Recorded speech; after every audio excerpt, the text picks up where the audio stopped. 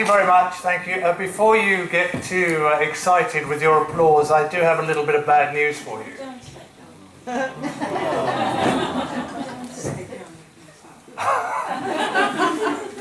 After the chat show last year, we got a lot of feedback, but we decided to put it on again anyway. We got even more feedback about the host of the chat show, but I'm back again anyway. And we got by far the most feedback about my jokes. So I've done some more anyway. But don't worry, because this year they're better. I've been working at them for ages, so I promise you they're better. And it's been an interesting year for writing. A really interesting year for writing. Did you know, for example, that it was discovered this year that Charles Dickens' classic novel, The Tale of Two Cities, was actually written originally for two small English local newspapers. Did you know that? It was the Bicester Times, it was the Worcester Times.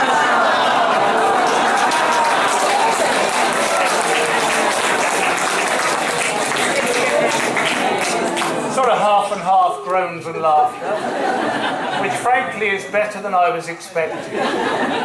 But please, don't be too hard on me, because I've had a bit of a tough year writing.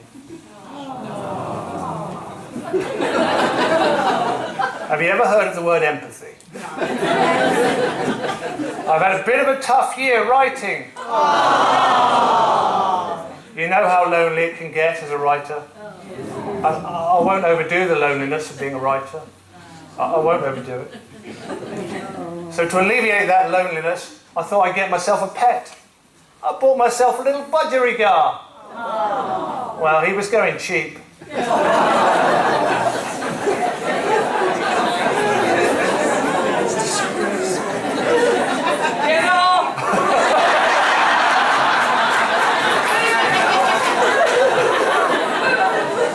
Don't get me laughing or we'll lose it. But just one final serious thing. I would recommend one book I wrote this year. It's a magnificent... I read this year. When I was asked to do this, I said to the chairman, no, I won't spend 10 minutes promoting my books, I promise. One book I read this year, which was absolutely magnificent. It was really good. I recommend it. It was about anti-gravity. Couldn't put it down.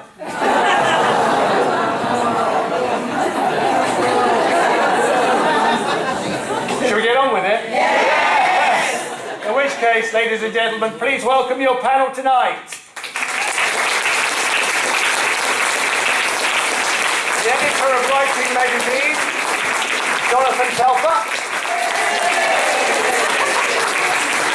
The queen of the short story, Della. And crime scene investigator extraordinaire, Kate Bendelow. Welcome.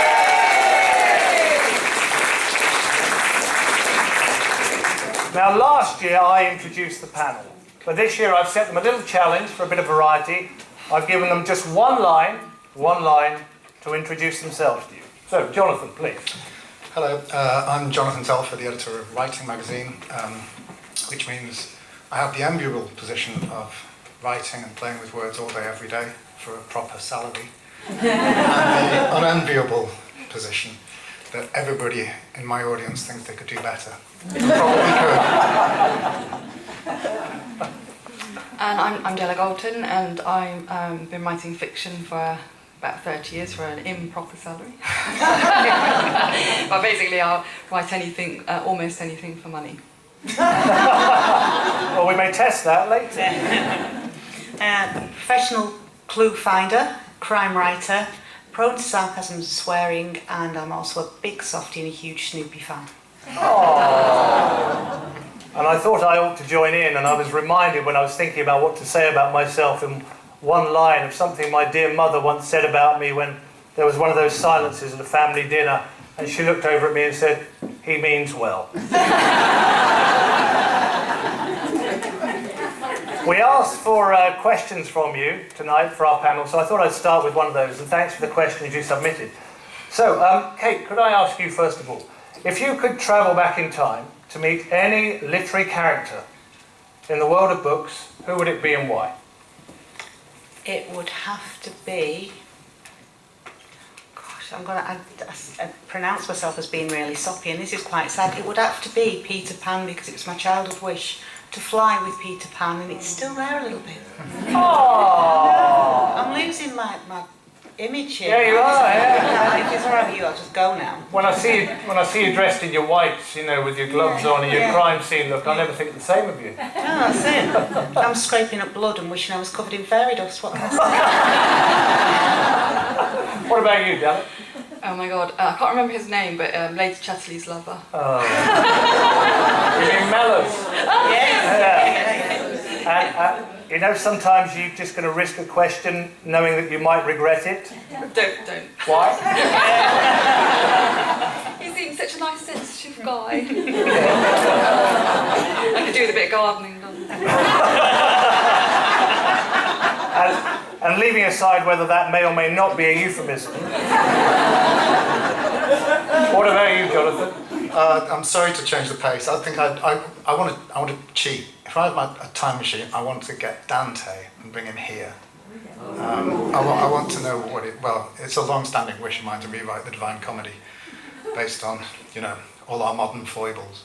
And I really, it'd probably be completely insufferable. But I really want to know what Dante would think of the modern day. And what would you think would be his most detested modern trait? Well, I think it'd curse all of us for virtually everything. We're vain. There's too much to go on. I don't. All right. Is it the wrong place to say he wouldn't find much virtue in us? Agree? Yeah. We are a bunch of writers, aren't we? Right. So now we're all down. I think I might just get my coat.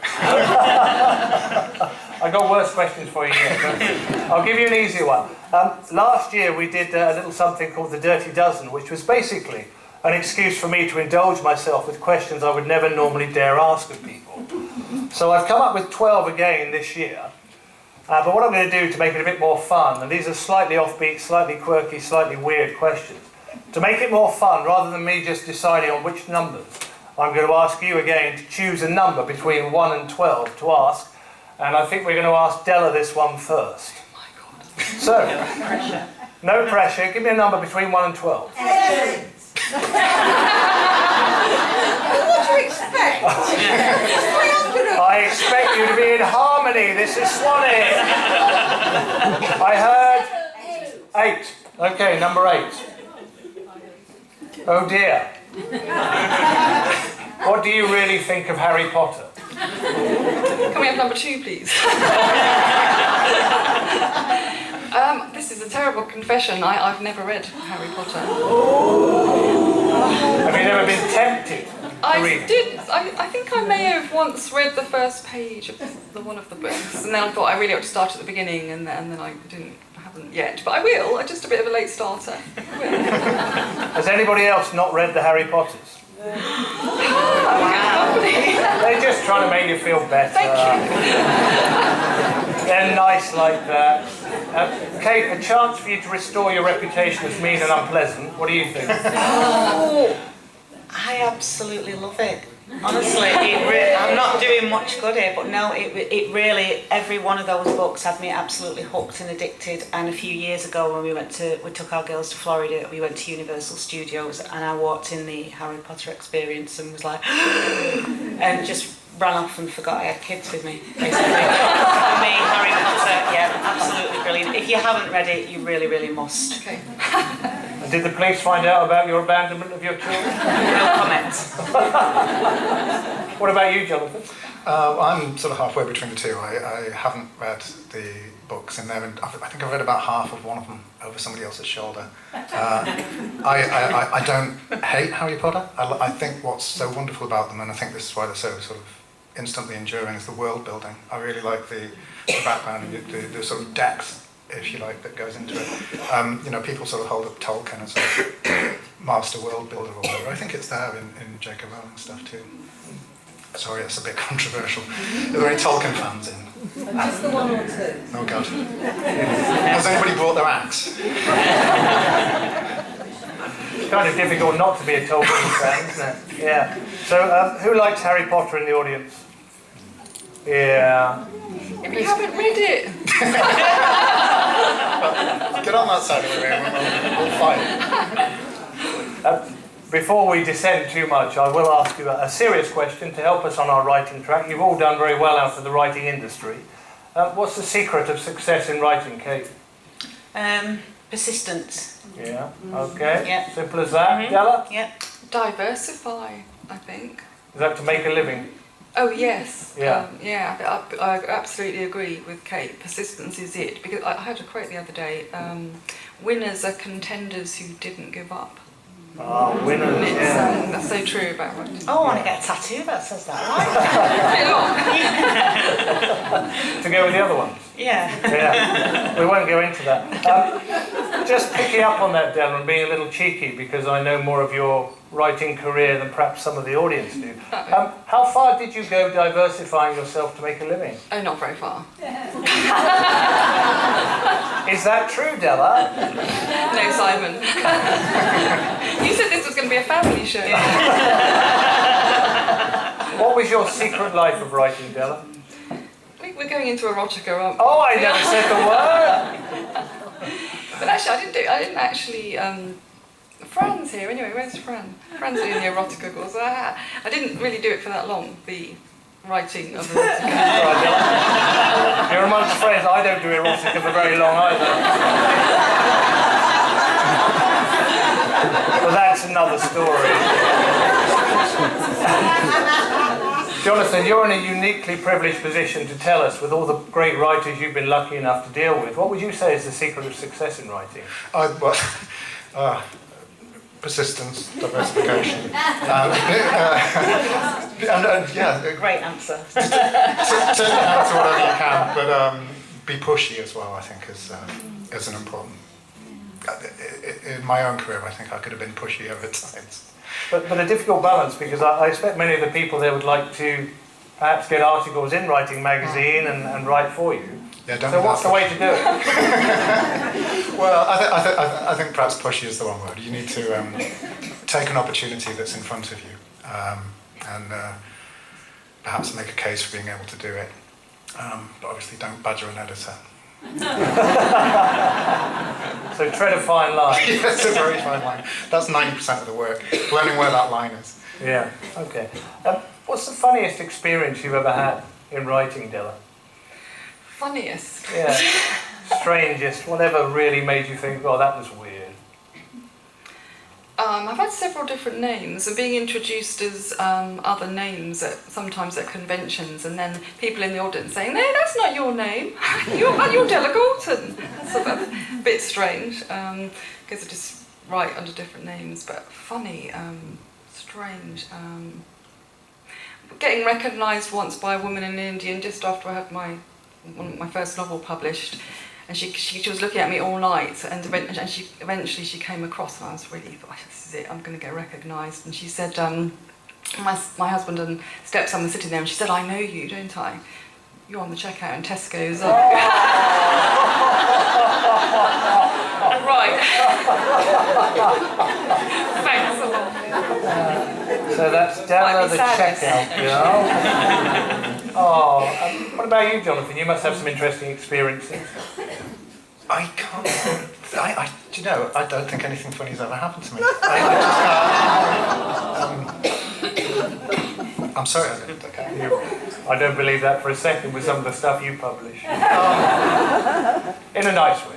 Well, yeah. I suppose.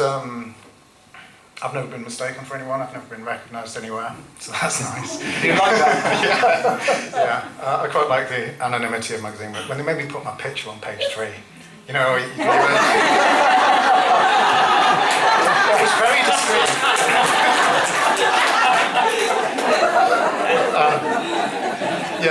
That on the page of my magazine. I was petrified that people were going to be coming up to me in the supermarket or something, and thankfully that's never happened. I do always grit my teeth when I get a letter and I see that it's like just down the road or somebody from my postcode. It's like they've seen me on the bus, they've seen me shouting at the kids in Tesco. It's not good. So that's Della the checkout girl, Jonathan the page 3. Kate, what's the strangest or funniest things that's happened to you in your writing career? When I was writing the real CSI, I was researching on, when I was writing the bit about stages of death and rigor mortis, I was searching for something on the internet and I stumbled across a necrophilia website. Oh. And that's exactly how I responded. And obviously we're in polite company, so I can't go into detail, but if you catch me in the bar later on, I'll fill you in if you're as sick-minded as I am. But it was one of those websites, when I started reading it, I went from being absolutely horrified to, oh my goodness, you just can't stop reading something and you're thinking, this isn't right, but you can't stop reading, and that's forever going to be on my internet browser history. So. Funny, people have said similar about my books. It's not right, but I keep reading. And your internet browser history is moving rapidly on. Let's have a number for the next of the Dirty Dozen from this side. Give me a number. 3? All right, number 3. What is the strangest item you have in your study or office and why? And who would you like to ask that of? You've got a choice of 3. Who do you want to ask? First. Kate, what's the strangest item you have in your study or office and why? I have a plastic turd, which was my daughter's that she got in a magic kit many years ago, and it somehow ended up in my little writing bag that I have with all my stuff in, my flashcards and everything. And it is one of the things that we were trained at Socko schools to recover, which anyone who's been on the course will know it's a very poor source of DNA, but if it comes to a murder investigation, if it's there, we recover it. When I was out fresh from Socko school and attended my first burglary, where there was faeces at the scene, forgetting it was only for murders, I recovered it. I'll not go into detail how you have to recover it, but it's very meticulous. It involves using a scalpel and has to be certain measurements, and as you can imagine. And when I took it back to the office to my new boss, going, look what I've got, and it's another of those opportunities, another of those things I've never yet lived down. And that the little plastic turd is a reminder to me, as I'm now moving on into my writing career, I will continue to make catastrophic mistakes, but they're not all that bad. So, I seldom know what to say. you did ask. What about you, Della? Well, I've got it with me, actually. Oh. This may be a high-risk moment, audience. Is it okay to show us? Yes, it's not very interesting, actually. It's a felt cactus in a pot. That's quite interesting. Would you like to explain the backstory to the cactus? It's a present. And I have to put it on my desk because the person in question comes around occasionally, so it's here at the moment. So, it was a birthday present. And you have to pretend to like it. And I said it was wonderful and I would put it on my desk, so it's on my desk. Have you checked it's not like a jewellery box? I don't think there's anything valuable in there at all. It's just I made a mistake with my parents one year in my flat. They bought me some of those awful floppy clowns for my mantelpiece, and I made too good a show of saying they were lovely. For the next 10 years, one arrived without fail. Every year. And I guess you probably have a nasty things cupboard as well, do you? Every time they came out, Mum and Dad are coming spraying with fake dust, all that stuff. Yeah. What about you, Jonathan? The strangest item in your office? Well, I obviously work in a collective office, so it's not quite as full of clutter as it might be if it was my house. And we have to be a bit more discreet, I suppose. I do have a full-size Star Wars Imperial Troopers helmet, which I only put on once or twice a day. I have a twig that my son carved, thinking I could take it to work and sell it. He said I could get through the I even though it is a sort of office, I do accumulate a hell of a lot of stuff, and I just love having it around. I think it's my space. Why the Star Wars helmet? one of the other magazines had some sort of tie-in to one of the Star Wars films. Are there coming other out. magazines? Yeah, we have apart other. from We do Oh, I see. a stamp magazine, a piano magazine, and a history magazine. So yeah, somebody ended up with a Star Wars helmet, and rather than throw it out, obviously I claimed it. As you would. Yeah, quite. You push a button and it talks and everything. You kind of use it with your staff when you can't. Absolutely. I can't come to the phone right now, but just a minute. I think I should ask you a question about Swanwick, because we're all Swanwickers, and Kate and Della, you're teaching here, and Jonathan, you've been kind enough to support the school. Why do you support the school so well in the way you do? What do you think it gives to writing and writers? Me? Yeah. I think it's wonderful to have a community like this, and this is my first year to be here, more than just during the daytime, and I always fly in for a couple of hours and fly out again. Not literally, because you drive. But it's nice to actually be around people, and I know many of you come back year after year, and it's such a wonderful experience that, you know, there's no wonder you come back year after year, because this is your writing community. Many people, you know, sitting in a room on your own for 51 weeks of the year and looking forward to this, where you're actually with other people who understand what it's like to be a writer, I think is a phenomenal thing. And as far as I can tell, none of the other writing events are anywhere close to this. Oh, thank you. Thank you.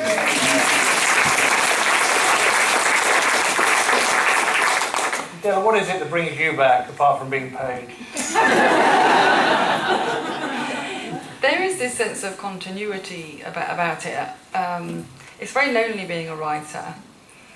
We all know that. We sit and we create these imaginary worlds and these imaginary people, and it's just, I think it is this companionship thing. When I very first came to Swanwick, I couldn't afford to come to Swanwick for years and years, because you had to pay in January, and I could never have any money in January, or it was full.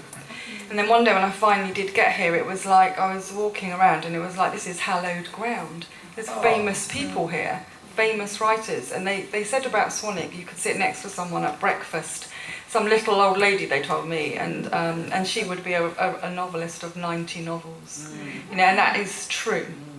That's the score, isn't it? And I think it's quite life-changing as well. It's changed my life in ways. What way? How has it changed your life? He had to ask, didn't he? Had to ask. Sent me off in directions I would never have gone if I hadn't have come here. Really? Just chance meetings and things you've heard? And did I meet my first publisher? No, I don't think I'm my first publisher here, but I have met people and gone into directions I would never have gone if I hadn't have come here. It's extraordinary how life turns out that way. It's isn't it? really quite it's heartwarming, and they do all meld into, across the years. You look back and Swanwick's like this thing in the middle. I mean, the music for me a couple of years ago was fantastic. Just being, I mean, I'm not very good at it, and I'm a beginner at music, and it was just to be in this, down by the lake, trying to play the guitar, but singing, being with other people. And Adam came here, my stepson, when he was 14, and we were singing in a group of people, and I've never forgotten it. That was a memory. So, yeah. What about you, Kate? What does Swanwick mean to you, and what does it give to you? I'd say I'm very similar to Della, as in, I honestly don't think, had I come here our first year, I would never have progressed. I would never have started teaching crime writers on forensics. As a result of doing that now, my colleague Graham and I have got our own crime fiction masterclasses group, so we do quite a few other sessions. I would never have written a real CSI if I hadn't have come here. So, yeah, and it's so nice to come back, because to be in the company of so many other like-minded people and to have made such, you know, really, really special friends over the years, you see, making me go all soppy. Yeah, I am, aren't I? Yeah. We'll toughen it up with some blood and guts in a minute. That's good, thank you, I appreciate it. You'll find likewise, you find new communities and new ideas here? Yeah. It's remarkable for that, isn't it? Remarkable. Just a related question, because we're talking about the loneliness of being a writer. What's your best ways of combating it, Kate? Loneliness? Yeah, it can be quite lonely. Twitter. Well, then he can sort of combine loneliness with procrastination. Every writer needs to be a successful procrastinator. So, and then you sort of convince yourself, well, I'm sending writing-related memes or gifs, so it counts as work. So, yeah. So, okay, that's good. I do a lot of work then. That's good. What about you, Della? Because I live on my own and also work on my own. That's quite, you can go for a long time without seeing anyone. You can actually forget how to speak. Well, okay, that's a bit of an exaggeration. But you can get to the end of the day. So I arrange people to see. I try and make sure I see someone. And also one of the reasons I like writing short fiction is because you have continual contact with real editors, real people, whereas a novel, just an endless, long journey, and then it's at the end of it. So that's one of the reasons I actually like writing short rather than long. Yeah. And you're in a busy office, so it doesn't bother you. Well, yeah, there's that. I mean, I always have people around, but to be honest, you say, how do you combat the loneliness? I'm bring it on. Like, I quite happily be left in peace for a week or two. I've got kids as well, so the chance to actually write till 4 in the morning and then sleep till the afternoon. Oh, and just churn. Yeah. I'd love that. Yeah. I had a lovely question from somebody kindly popped in the suggestions box, which I just thought I'd ask of the panel. What are some of your favourite words and why? Interesting one, isn't it? So, Kate, what are your apart from the terribly obvious ones? Kate, mind you, with you, that's probably blood, guts, and gore, isn't it? I do like the word kerfuffle. I think it's got such a lovely sound, and it's also one that I like to use at work a lot, because if they say we've got a job coming and they're saying what's happening, it's all kicked off and there's been stabbings and shootings and blah blah blah. So we've had a kerfuffle overnight then. And I just think it just sums things up nicely. Because I like my poetry as well, and I write poetry. It's a nice poetic word. It makes horrible scenarios sound a little bit nicer. And if you're doing poetry, how do you rhyme it? Oh, I will accept that challenge, and I'll have something written by the end of the week. Mark that one. Della? Well, I quite often like words that I don't know the meaning of, which you might notice if you read it. And I like the word ecclesiastical, but I didn't know what it meant, and I once wrote about someone rolling ecclesiastically down a hill. It sounded great.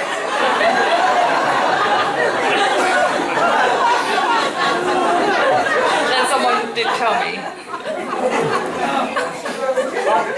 I'm all for letting the imagination run. Just explain a little more about what you were trying to achieve with that. I thought it sounded a bit like, I thought it may be something like ethereal, but you couldn't really roll ethereally down here. I like the sound of it. Oh, you said what were our favourite words? Yes, it's a lovely word, yeah. It's a great word. I shall think about that long into the night, your ecclesiastical role with Della. Back to the subject in hand. Jonathan, what about you? I like the sound of conducive. And one of my favourite words for a long time has been anhedonia, which is the inability to have fun. It was the original. Oh yeah, you have a good time when you come to the Telfer.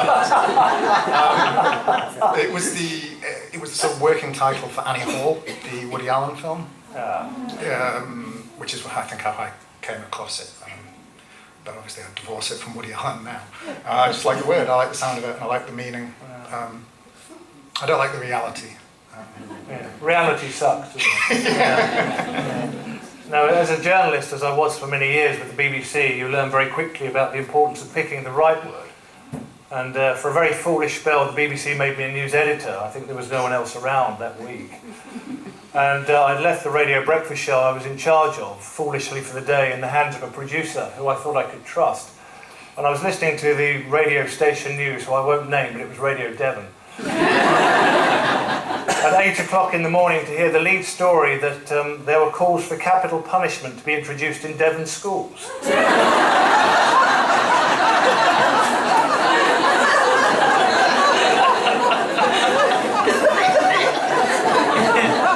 And I'm pretty hard line on,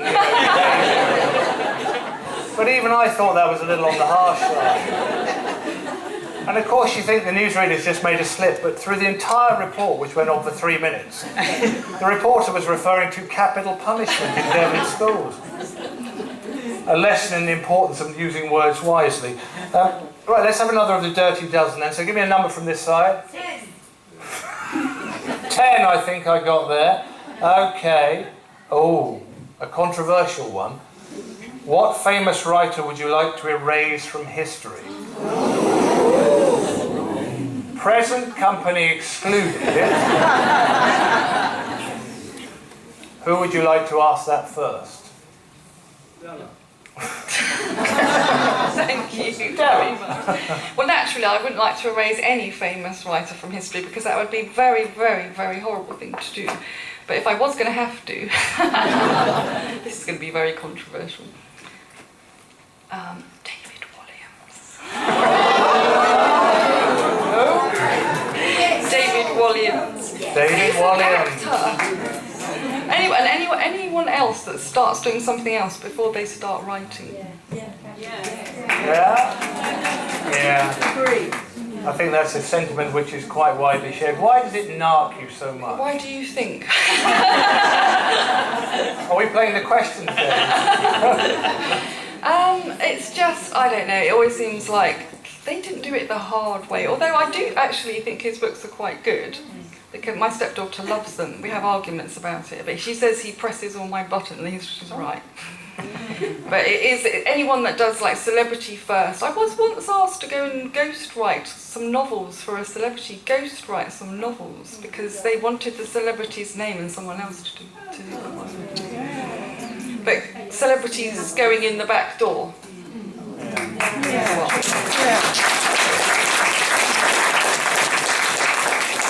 Do you think it upsets the integrity of the craft? Definitely upsets me.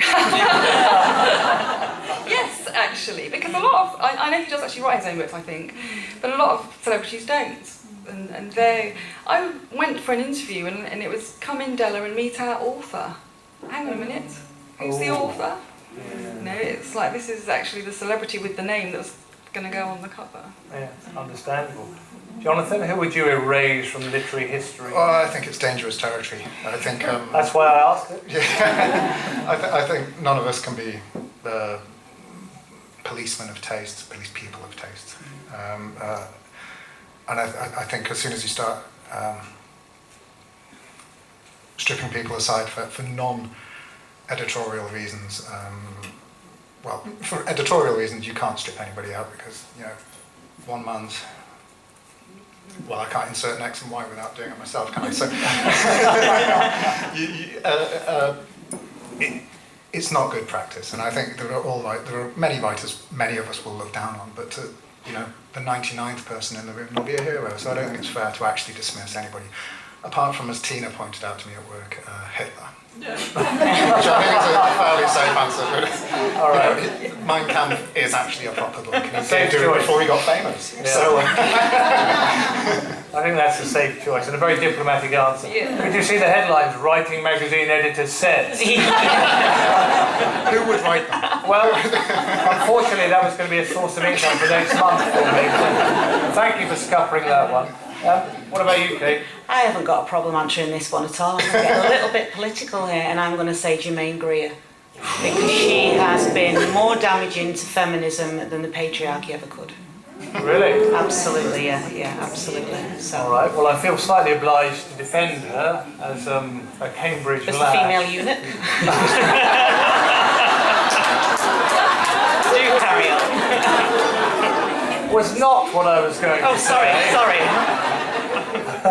Why was she so bad? I just find her views the issue I have with Germaine Greer, I think she's a very, very intelligent lady. She's incredibly outspoken. Both those things, neither of those things I have an issue with. But she has a tendency to be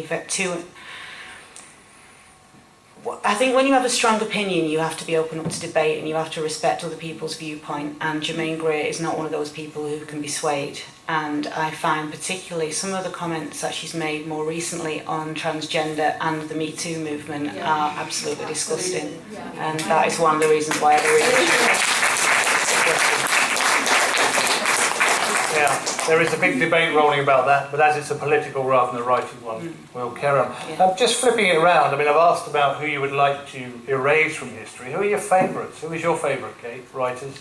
Oh, there's so many. Give us a few. Peter James. Erin Kelly. I have to say Erin. Oh gosh, there's so many. Kate Atkinson, I really, really do like Kate Atkinson. Maya Angelou is my ultimate favourite as well. She's not only a brilliant writer, she's an absolutely amazing poet. Do you know, there's not, with the exception of Germaine Greer, there's not actually that many writers who I don't dislike. I will pretty much try any sort of writing, with the exception of science fiction. Doesn't really float my boat. What does it for you in a book? Why do you know immediately this is going to work? Just gripping plot lines and strong characters that you can relate to. I like characters that are funny and sort of clumsy and have flaws that make you sort of warm to them. Yeah, realistic. Yeah. Yeah. What about you, Della? Favourites? Quite diverse actually. Susanna Clarke, who's Jonathan Strange and Mr. Norrell. I absolutely love that book. It's a masterpiece, I think, because of the writing. I also think I really love Sophie Kinsella because she makes me laugh out loud when I'm waiting for root canal treatment, and that's next. And if I ever want to be cheered up, I get her next book because she is so funny. And I also actually like Dick Francis, because he taught me how to write a first line, how to write a first line, how to write a first page, and I loved his books, absolutely loved his books. Yeah. And again with you, what is it that grabs you about the book? It's pace, I agree, and character. In her case, actually, that book, that you could have deleted the first 40,000 words probably, but the characterisation was amazing, absolutely amazing. If you haven't read it, it's amazing. And whoever wrote The Book Thief, that was amazing as well. Yeah, that was brilliant. And that's a translation. And to do that in a translation is fantastic. So. And Jonathan, what about you? Favourites? You're on safer ground here. I'm a bit more sort of, I've always been a bit more sort of conceptual. So I like all the kind of arty types. Nicholson Baker, I think, is great. And recently, Roberto Bolaño, well, I say recently, he died 10 years ago. Roberto Bolaño, I think, is a genius. He's really, really good. And even people like Will Self and Douglas Copeland, and slightly less interesting it goes. But and if you ever get a chance to watch Allen Ginsberg read Howl, that's brilliant. It's, I mean, on video, because it was in 1958. You have to watch it on YouTube. It's just, it shakes me up. And I don't know what it is about these people. I think I'm just pretentious. You were talking about strong views. I'm going to ask you about something which does provoke pretty strong views. It's the issue of social media. As a writer, what do you think about social media? Do you actually enjoy it and embrace it, or do you think you have to do it somewhere in the middle? Della, what do you think? I've gone off social media, to be honest. I used to be on it quite a lot because there is just so much to do and it pulls you in. I find I have a love-hate relationship with it. If I could, very occasionally I just wanted to go in and delete my accounts on Facebook and never go there again. That would be great. I would like to do that as well. And then another part of me is, but then it is good fun. But it's a time waster. It's a massive time waster. And writing and social media, you kind of have to do both, don't you? But you could do it full time. If I got paid to do social media, I think I'd like it actually. But you don't. It's a huge time waster. Do you have personal and professional accounts as well? So you have two? I have about 5 or 6 different things going. Different accounts because publishers want you to do various things for various names and things, and I can't possibly keep them all up. And I feel like it's a huge pressure. Do you think it's valuable, or is it time sort of not well spent, or can it be well spent? I don't know actually. Does anyone know the answer to that?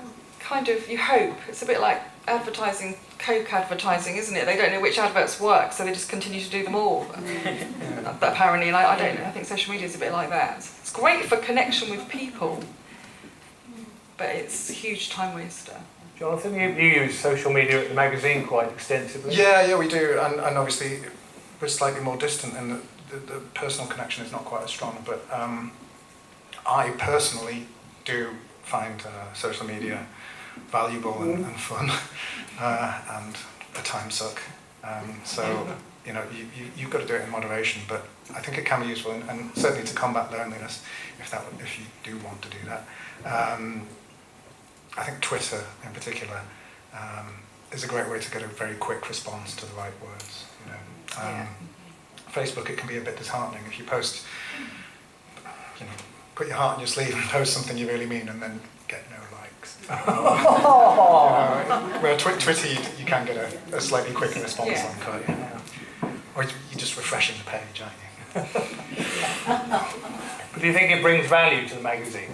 The magazine, yeah, I think it does. I mean, because for some reason people don't just go back to our website every day and check for all the latest stuff. So it's how we tell people about it. So yeah, I think that is valuable. Do you think writers these days need to be on social media? For themselves, to As sell a their writer, books. as a business, as a one-person I think band? it is a way of advertising your books cheaply, yes. Yeah. But I think it's all about, I'll say cheaply, it's free, isn't it? It's all about connecting with people first and following like the 10 to 1 rule at the very least. So you're actually interacting with people and being a human, and then telling them, you know, oh, I've got a book out as well, rather than, here's a book, which is never going to work. Which some people do anyway. Well, yeah, they do. Yeah. Unless there's an offer, sometimes that works. And Kate, you're quite active on social media, aren't you? I am, yeah. I'm all for it. I think it's a good opportunity to, like Jonathan was saying, to connect with people and sort of to share what you're doing, and you know, meet new people on there and sharing ideas, finding people who also can help you if you're doing areas of research. So yeah, I'm all for it. I think it's the way to go. I think it's going to catch on and stay. I think it might already have caught on. Really? Yeah. I'm not the world's most up-to-date man, as you can probably tell from my shirt, but nonetheless, I think it's already there. Right, let's have another dirty dozen then. So from the left, give me a number, one number, I'll challenge you all to come out with the same number at the same time. Go! 6. That was rubbish. All right, 6. Okay. Do you have any strange rituals to help you write? Who do you want to ask that of first? Choice of 3. Kate. Kate? Any strange rituals to help you write? I'd say it's not a ritual as such, it's more of a necessity, because I currently write on our dining room table, so I have to spend at least half an hour removing porridge stains and cocoa pop stains and putting the Playmobil away and everything else. So whether that's a ritual, I don't know. But I am hoping to build an office garden next year. My husband's under the impression it's going to be one we share, but he's going to find once it's built, then there's a lot going on it, and it's going to be thanks for your contribution, but now don't darken my door again. Yeah, that's probably my ritual, is getting rid of those cocoa pop stains. One of the best gifts I was ever given was a simple one. It's a mug that says, "Go away, I'm writing." And stick it on the desk, and it works a treat. Della, do you have any strange rituals? I think the answer is yes. Not really. I mean, I've got this little gold gnome thing, and he has to be sitting on my desk, and he has to be facing me, not the other way, because if it's the other way it's bad luck, and he has to be up there, especially if I'm waiting for news of something important. I've got him with me actually. But as well as the flower pots. I cleared out my office. Mary Poppins. Home from home. Where did this ritual come from? I think once he may have been facing me when something good happened. And It's like wearing the right coloured knickers, you know. You've always got to wear them on every other occasion. Where's that so much show, isn't it, really? That's like a good luck. Shut me up somewhere. Stop down. did you you hear that? Did you hear that bit as well, or was that just me? I'll bear that in mind as a tip. Thank you. What's his name? The gnome? Yeah. He hasn't got a name. Oh, silly of me. He's a gnome. And Jonathan. I don't really have any rituals, and I don't have a little golden gnome, I'm afraid. I need coffee. I need lots of coffee, like chain coffee. I talk to myself sometimes, and I drum. And like I said, I'm in a collective office. I'm sitting. This is me thinking. It's taken all of my willpower to sit here this long with my hands like this, so I'm not drumming on my legs as we're talking. So yeah, it must drive everybody else mad. I think we'll all see Writing Magazine in a new light. Views of Jonathan Telfer do not necessarily represent those of writers. But you had a musical past as well. Were you a drummer in your band? No, I was not. I was the singer, guitarist guy. Oh. I wasn't very good. It was like a sort of sixth form poetry indie band. So how did you get into writing? What took you on that path? Well, actually, it was music again. I was fortunate enough to be on site at the Yorkshire Post when doors opened, and this is coming back to what I said earlier about being pushy. I don't think I was pushy enough at this stage, but I was, 20 years younger than most of the other people in the office, and they wanted somebody to write album reviews. And they saw me coming in the office every day with, a bag of records, and thought, he probably knows a thing or two. They didn't know what records I knew about, and they didn't fit with the audience. But they gave me a chance, and I did it for 10 years. Album reviews for the Yorkshire Post. Was it a love at first sight thing, or did it just grow on you? Right? What, writing? Yeah. God, no, I always wanted to be a writer. I kind of had an eye on that door opening, which is why I got a job as a typist at the Yorkshire Post, and that just snowballed from there. As soon as they gave me the chance to write about music, I was off. I did 200 words a week for a decade on 2 albums, and I loved it. Free records. Yeah. back when records were a thing. Do you remember those? What was your era? Well, this was started in about 2000 to 2010, but my era was about 15 years earlier. What about you, Della? What took you into the writing world? I joined an adult education class, and because I've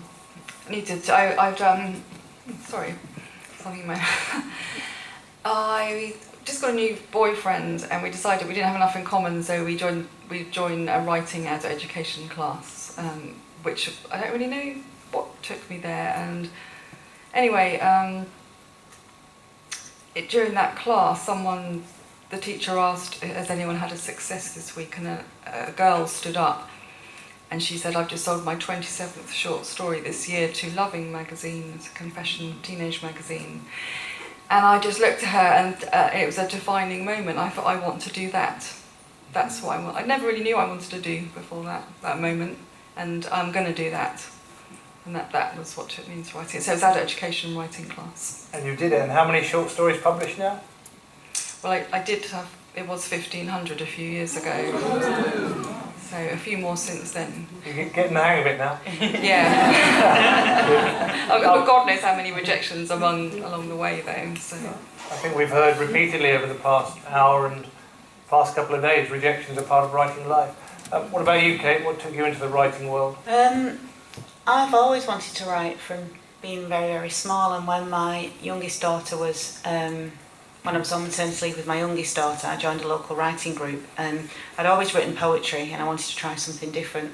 And the irony is I originally started going there because I wanted to write children's books. But I refer you to my early introduction about the sarcasm and the swearing, and it soon became apparent that I am not fit to write children's books. So I just naturally gravitated to dark and sick and sinister, if you like. Yeah, it seems to suit you. It works for me. There's a bit of a niche though now, isn't there, for sort of sarky, sweary children's books, often aimed at the adults. Yeah. The kids' style. Are you thinking of the? Yes. Go to sleep. Yeah, that one. Yeah. Brilliant book. I've never said that. No. We had a question from one of the writers, which I think was probably aimed at you, Jonathan, but I'll ask the others as well. What is the most annoying part about having to work with authors? You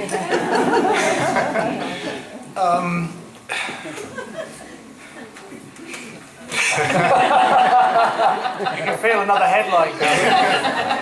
Well, I don't want to be, slippery, but I think actually the most annoying part is not having the time to answer everybody as fully as they deserve. And I think, people have taken the time to put together a proposal for me, and 9 times out of 10 it's a decent enough idea and it's a decent article.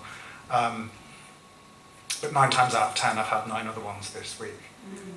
So I can't always go back with positive feedback or with ways to improve, or even, the age-old, I want to write for you, what do you want me to write?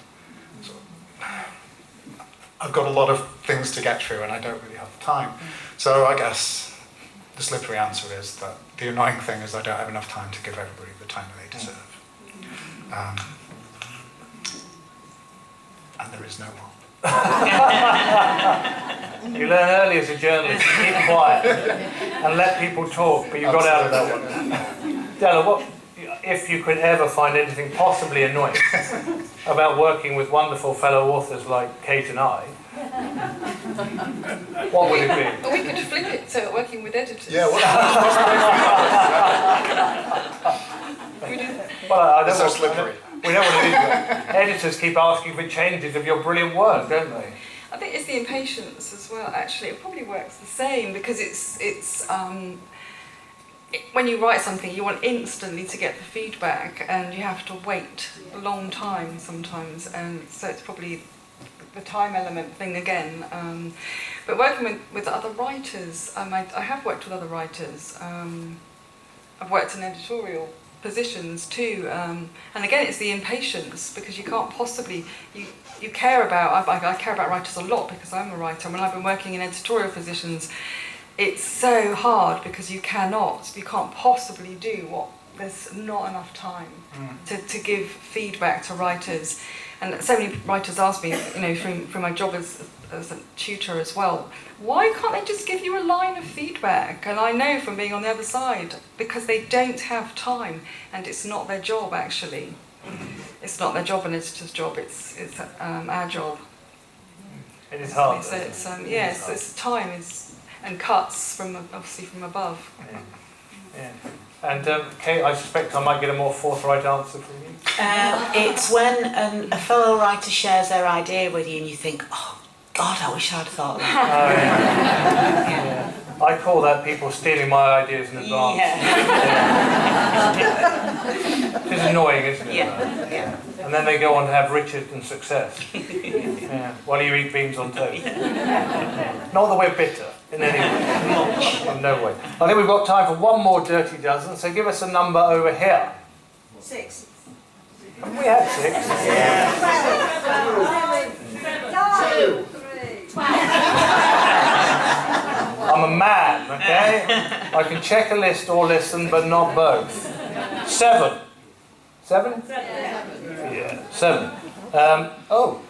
What's your secret celebration for achieving a writing goal? Kate?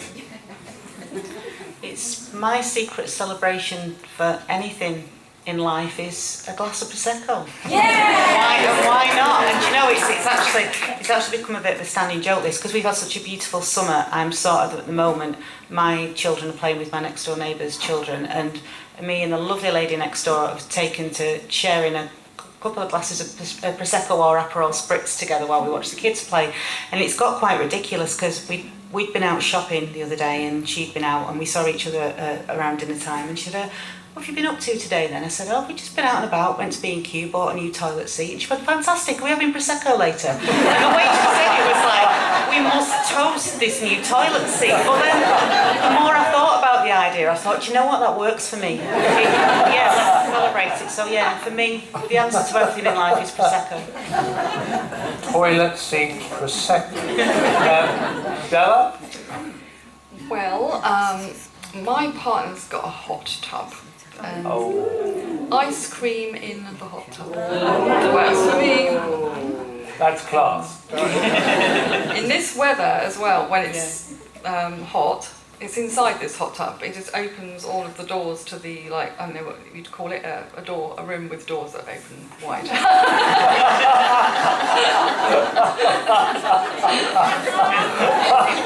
Oh, one of those cunning rooms with doors there. They roll back. I don't know how to concertina bells. The articulation of a writer. I haven't got any words now. We sit in the hot tub and we eat ice cream. That sounds awful. It's terrible. Yeah. I don't really want to have that many successes because, oh God. That's why I'm so thin, you see. We don't eat much ice cream. And Jonathan, do you have any little rituals of success when you do something great at the magazine every month, obviously? Well, that's it. Basically, the only achievement in my life is getting a magazine out every month, on time-ish. So my ritual, this is a hangover from newsroom days. My ritual is basically hit send, go for a fag. And obviously, so nowadays it's go to the toilet for a sneaky vape. But yeah, it's a little reward, but it's the sweetest of the month. Yeah, it's a long build-up, isn't it? Well, yeah, exactly, and yeah, usually by that time you've gone without for quite a while because you can't get away from your desk.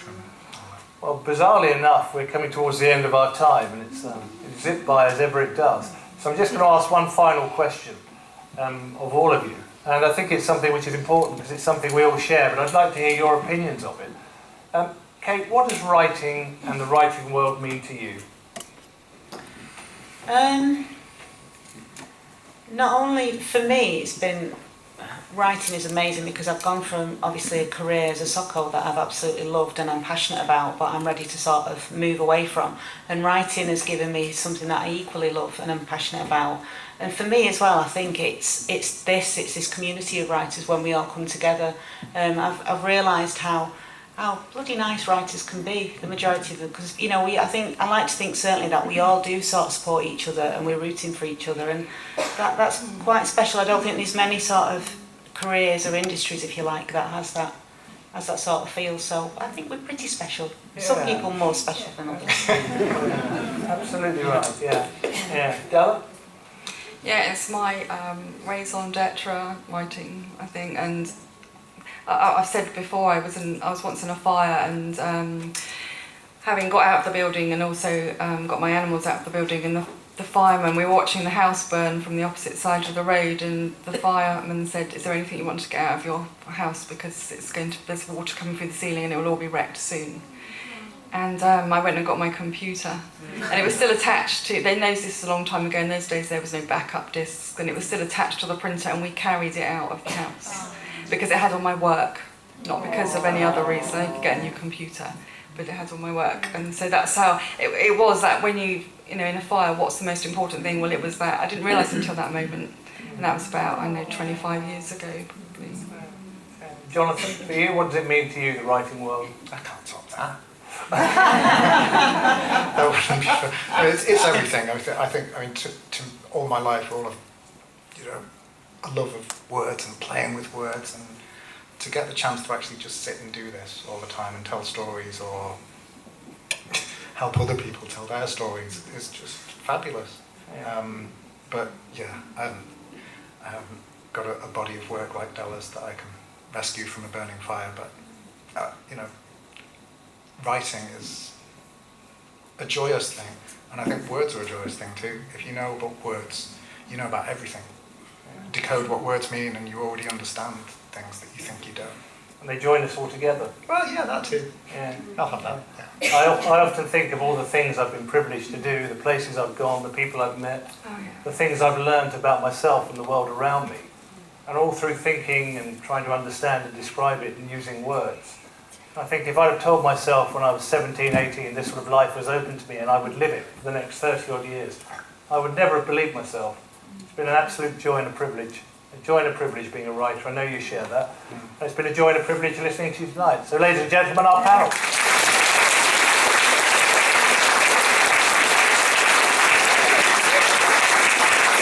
Thank you, panel. Excuse excuse me, I'm just deleting a text from David Walliams.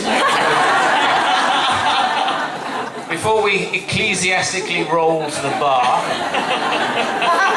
can we please thank our panel of Jonathan Telfer, Della, Galton, Kate Bendelow, and our host Simon Hall. Thank you all.